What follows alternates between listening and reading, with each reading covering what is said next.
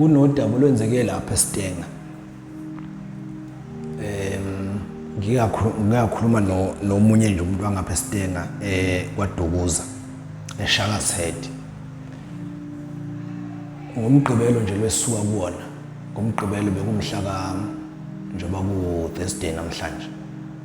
Ngomgqibelo esuka kuwona kule ndawo kukhona insizwa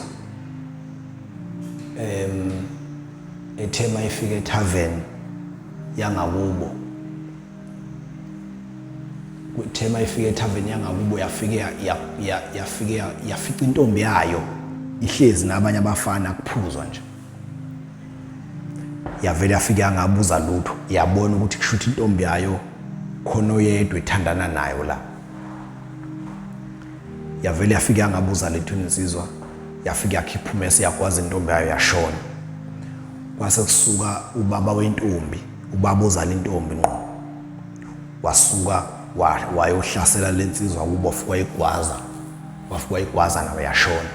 Wayesiyaboshwa ubaba wentombi. Eboshela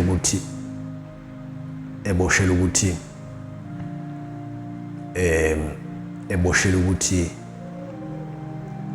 usebuleliso ke belithandana nengane yakhe. Angithi leliso kalibulala intombazana ezalwa yena wayesebulaliso. So ke kunabanye abantu abebengithinta abangakhona emva kokubona leso sigameko senzeka umgqibelo basaza abantu baseStenga kwaDukuza. So bekhala ukuthi manje lo baba nje begwaza isoka ebeligwaza ingane yakhe kuzokwenzekani ukuthi aboshwe ngoba isizathu esenza ukuthi abulale ukuthi isoka bese libulela ingane yakhe. So kuzokwenzekani ukuthi aboshwe, mayeboshwa uzoboshwa isikhathi esingakanani. Angazi ukuthi ngoba sesikhulume kakhulu ngalento, angazi ukuthi abantu bakuthatha phi ukuthi umuntu mayebulala umuntu kuzokwenzeka engaboshwa. Yes, kukhona ukwenza icala bese uyalwina enkantolo. Kodwa uma uzobulala umuntu nje phambi kwabantu kukhona nobufakazi futhi umbulale ngale kokuthi bekuyi self defense, vele uzoboshwa. Ngeke kwenzeke ungaboshwa. Futhi enkantolo ngeke besho ukuthi ngoba lo muntu ombulela ubulela ingane yakho, hayi sizokunika noma unyaka owodwa noma sizokunika isigwebo esilengisiwe. Ngeke bakutreata njengomuntu obulela, bakutreata njengombulali. Noma ungazama ukuchaza kodwa khona ubulele. Kufana ngeke ngathithwa ngenye insizwa semtuba.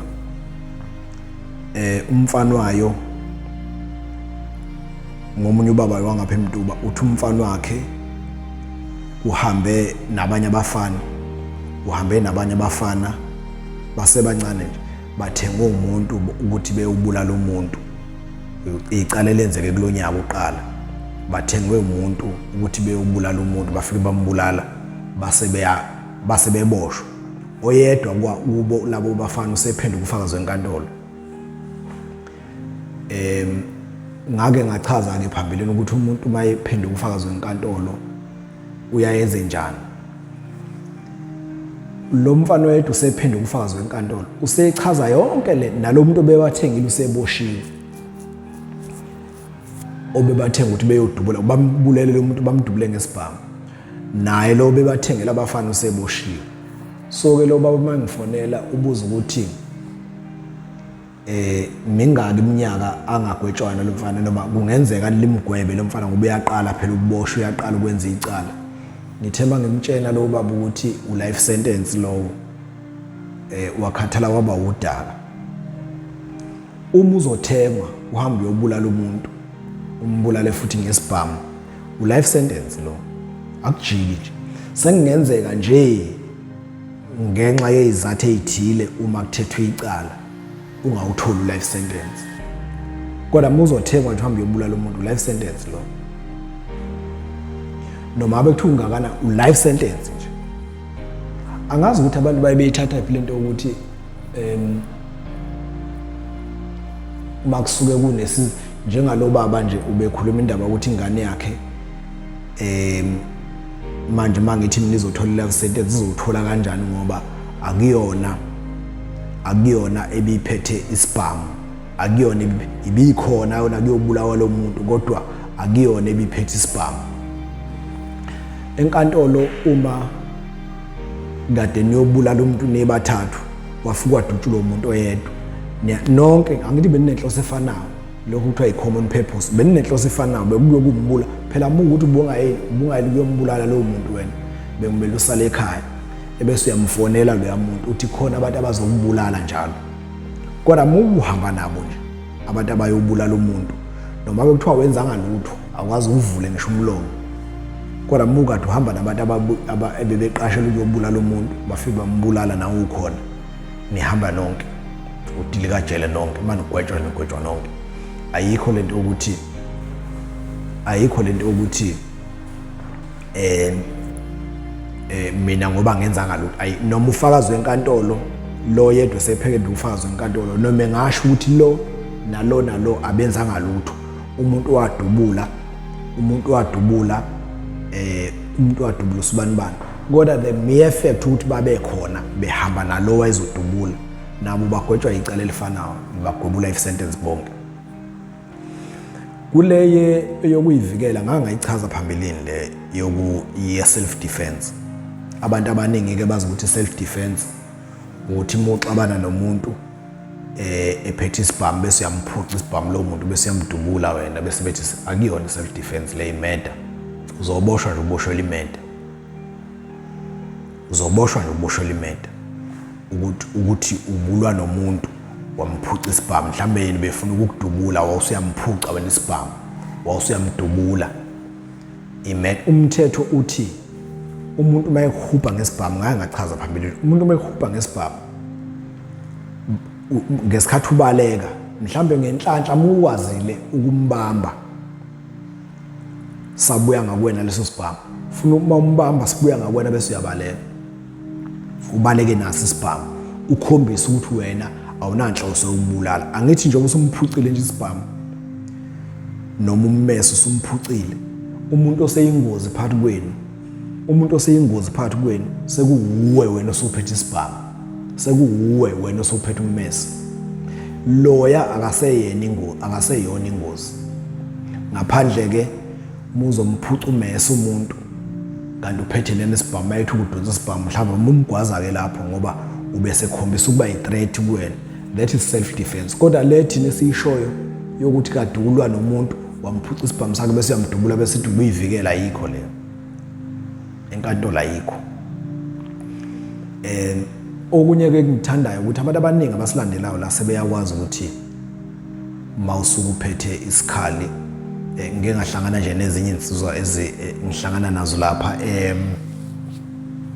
eMbombulu khona indawo ekuthiwa isentsimbini lapha eMbombulu indawo yobumnandi nje kusiwa nenyama lapha ya bese yokusinyama empeleni efolweni ngaphansi kweMbombulu wena ngoba le ndawo ngaphansi kweMbombulu yonke if I'm not mistaken lapha efolweni kunendawo ekuthiwa isentsimbini edayisinyama ngeke ngafica ngezinye insizwa laphana zafike zabuza zathi hawu ndoda wena uhlala ushumayeza kangaka uthi singasiphathi isibhamu siphatha kanjani in fact bengingakho ukuthi ngisiphethe insizwa nje bengihamba nazo uyabona ukuthi manehle